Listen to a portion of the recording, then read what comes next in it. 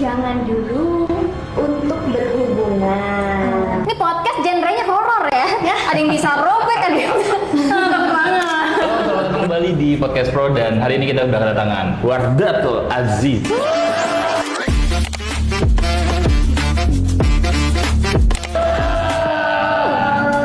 Gimana kabarnya Jija?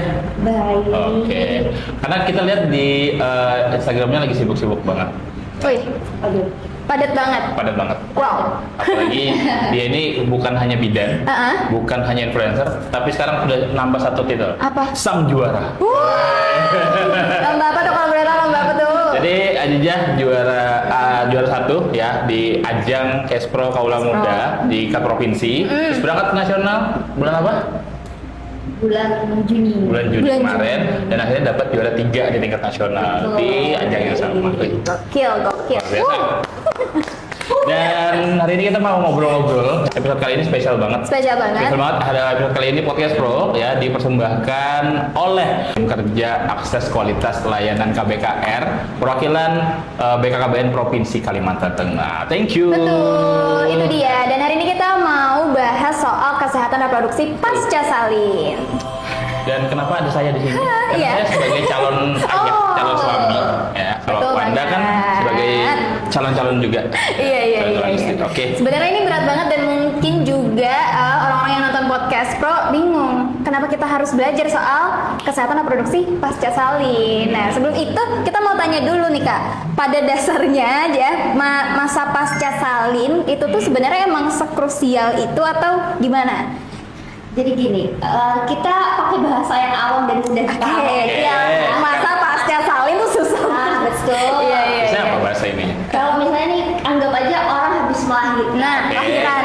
Setelah melahirkan biasanya ada tuh yang namanya 40 harian. Oh. Nah, itu yang dinamanya masa pasca salin atau masa nifas. Oke. Nah, biasanya kalau 40 hari nggak boleh kemana-mana. Nah, itulah masa-masa nifas. Sebenarnya 6 minggu sampai atau 42 hari setelah melahirkan. Jadi kalau misalnya habis lahiran nih dihitung 6 minggu atau 42 hari setelah melahirkan itu namanya masa pasca salin. Nah, itu tuh banyak perubahannya kan. Waktu hamil perut membesar. Terus juga otak mengkerut ya, terus Serem juga banget. kalau misalnya melahirkan itu jadi ada yang namanya hal-hal yang tidak bisa dihindari termasuk robekan. Oke. Kalau normal itu robekan perineum atau area bawahnya yang robek. Nah itu kalau misalnya lahiran sesar itu berarti luka pasca operasi. Nah itu pemulihannya itu tuh yang membutuhkan waktu 6 minggu atau 42 hari pasca melahirkan. Itu kalau nggak bahasa gampangnya ya. Tapi kalau menurut aku buat perempuan itu kayak ini podcast genrenya horor ya. Ada yang bisa robek, ada yang bisa Sebenarnya kan itu edukasi yang benar-benar harus diketahuin kan. Karena kita itu kadang tuh kemakan sama adegan-adegan di sinetron, di film. Maksudnya habis melahirkan udah bisa jalan-jalan. Iya. Banyak banget. Iya. Terus tapi ini tuh jadi membuka pikiran kita juga kalau pasca lahir itu tuh memang serapuh itu berarti seorang ibu. Betul. Jadi kalau misalnya ini ya, pasca melahirkan itu banyak nih hal-hal yang perlu dipulihkan. Kita mulai dari ujung kepala sampai ujung kaki itu semuanya ada. Oke. Dari ujung kepala rambut pasti rontok. Iya. Terus muka ada yang bengkak, ada yang hamil hidung kalau bahasa gampangnya ya, pregnancy nose. Betul. Terus kita ke bawah dikit ada bagian payudara yang udah mulai membesar, membengkak karena produksi ASI kan. Terus juga bagian ke bawah dikit perut ada stretch mark. Terus agak ke bawah dikit itu tadi luka perineum, luka jahitan. Itu kalau misalnya nggak dirawat secara benar-benar ya itu juga bisa infeksi.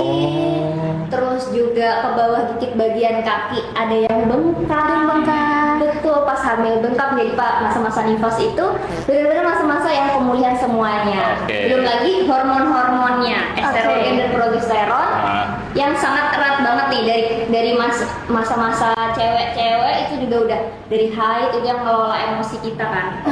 Apalagi kalau nifas. Makanya perlu banget dukungan pihak-pihak pria. Betul sekali.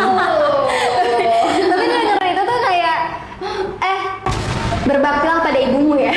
Betul. Betul. Karena antara hidup dan mati. Melahirkan tuh antara hidup dan mati. Tapi Kak, kalau tadi itu kan udah ada fisiknya ya. Ada banyak banget cowok katanya tuh yang ngeluh ketika hamil ataupun setelah melahirkan itu tuh cewek tuh jadi sensitif, terus jadi gampang marah-marah atau lihat suaminya aja udah kayak muak gitu. Itu tuh sebenarnya ada sainsnya. Nah ini tuh sebenarnya nyambung ke sindrom pasca melahirkan atau sindrom baby blues. Oh, baby blues tahu. Betul. Jadi gini, itu tuh ada yang namanya senyawa serotonin namanya. Itu tuh yang berfungsi untuk mengelola emosi, rasa sedih, rasa kecewa, itu semuanya tuh serotonin inilah yang penyebabnya. Nah, dia ini bekerja dengan adanya estrogen dan progesteron yang ada di tubuh kita. Sedangkan setelah masa melahirkan, itu estrogen dan progesteron itu menurun secara signifikan. Iya. Makanya dia tuh nggak ada sistem yang mendukung dia untuk bekerja gitu kan. Makanya dibilang kok gendutan ya, udah gitu ya. Santai. Apalagi ada yang tetangga yang bilang dijahit sih gitu juga. Sebenarnya ada beberapa yang nggak dijahit, cuma itu sebenarnya normal banget. Ada juga yang kok nggak disusuin sih anaknya gitu, atau pas lagi proses-prosesnya menyusui, lagi happy-happynya, semangat-semangatnya, tiba-tiba ada yang nyeletuk, udah kasih support aja, kasih susu formula aja. Itu kan bener-bener bikin ngedown ya. Makanya itu bener-bener perlu banget sosok pendamping yang benar-benar bisa memvalidasi emosi. Terus bisa memotivasi, bisa ngasih pujian. Sebenarnya cukup singkat, terima kasih sudah melahirkan anakku. Kamu layak untuk mendapatkan pemulihan seutuhnya. Dan sebenarnya ini kita jadi genrenya melo ya, karena ini benar. Kalau dikit banget pasien-pasien aku yang sebenarnya dapat dukungan dari suaminya. Makanya nih konten ini penting banget ditonton buat teman-teman atau pasangan-pasangan muda yang sebenarnya belum mau punya anak atau belum nikah juga oke. Karena kalau misalnya pria udah tahu teori ini, kamu punya jalur fast track deh. Buat jadi ayah yang sangat bisa dibanggakan. Betul. Jadi family man ya. Iya, family man. Ayo, seorang calon ayah mau tanya apa nih? Kalau ini kan biasanya kita tuh punya masalah dalam kesehatan reproduksi kan. Nah, itu tuh rentan, dan kalau menurut Adijah itu apa ya yang terjadi dan bisa kita tanggulangi gitu, antisipasi itu apa aja? Kalau masalah kesehatan reproduksi setelah pasca melahirkan biasanya infeksi.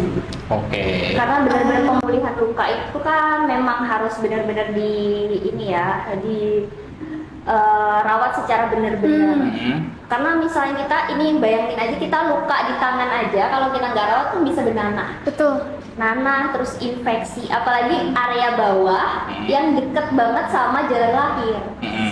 Atau luka robekan pasca operasi yang sangat lebar gitu ya. Jadi itu memang benar-benar harus rawat dengan baik. Setelah itu juga kesehatan reproduksi itu jangan dulu untuk berhubungan.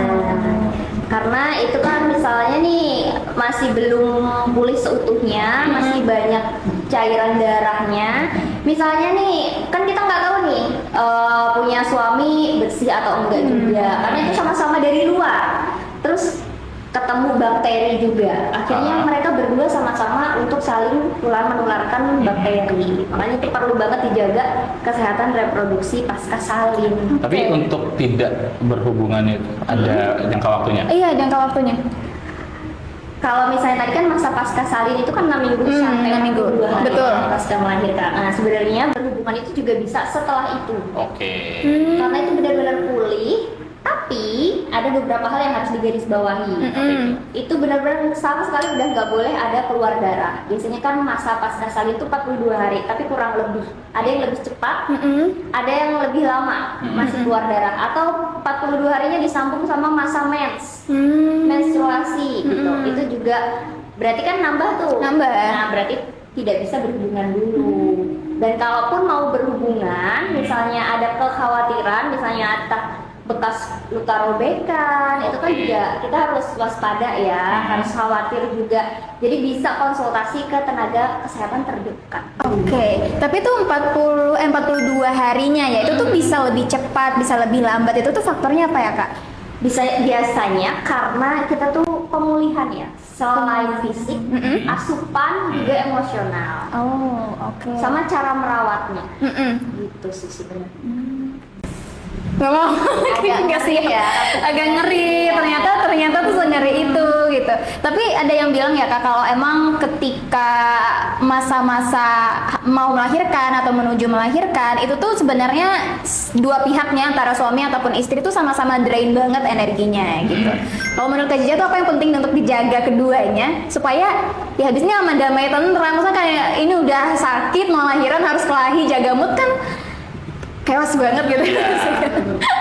Jadi yang perlu dipersiapkan nih ya, misalnya pasca melahirkan itu dari hamil sebenarnya yang perlu dipersiapkan adalah jadwal bagi jam begadang.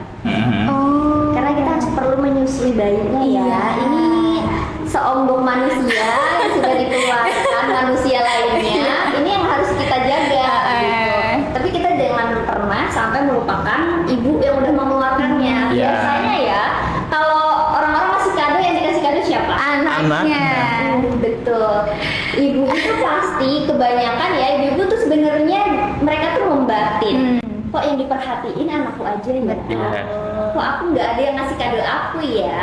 Jadi mulai sekarang ngasih kado ibunya juga. Iya, betul. Catat. Catat. Karena semua ibu tuh pasti nyiapin barang-barang buat kebutuhan anaknya. Iya. Tapi nggak semua orang aware kalau ibunya tuh butuh perhatian. Untuk kebutuhan juga. Iya. Makanya jadi yang perlu Iya. dipersiapkan itu sebenarnya komunikasi juga sih sama suami. Siapa yang jaga, misalnya bagi jam waktu, jangan sampai semuanya Ke ibu ya. ke ibunya. Ibunya udah melahirkan, udah hamil nih 9 bulan, melahirkan menyusui. Oke. Kodrat wanita ya, tidak bisa kita pindah tangankan, pindah tanggung jawabkan, tapi selama merawatnya itu kan bisa. Betul. Kita bagi porsi sendiri-sendiri. Tapi kalau aku pribadi ya, aku pribadi itu jujur ya agak sedikit bersyukur ketika aku tuh sadar nih, aku tuh terima kasih kata aku dilahirkan sebagai laki-laki. Karena aku tuh nggak bisa ngebayang kalau aku tuh lahir jadi cewek, jadi perempuan dan harus melahirkan. Menurutku itu wah itu luar biasa banget. Itu luar kayak biasa gitu. banget. Karena aku tuh bersyukurnya di situ. Jadi karena aku jujur aku takut darah. Makanya aku tuh bingung nanti ketika aku punya istri gimana aku untuk mendampingi. Pacar aku juga ngomong kayak gitu. Aduh kalau kamu melahirkan gimana ya? Boleh kan nggak aku tunggu di luar?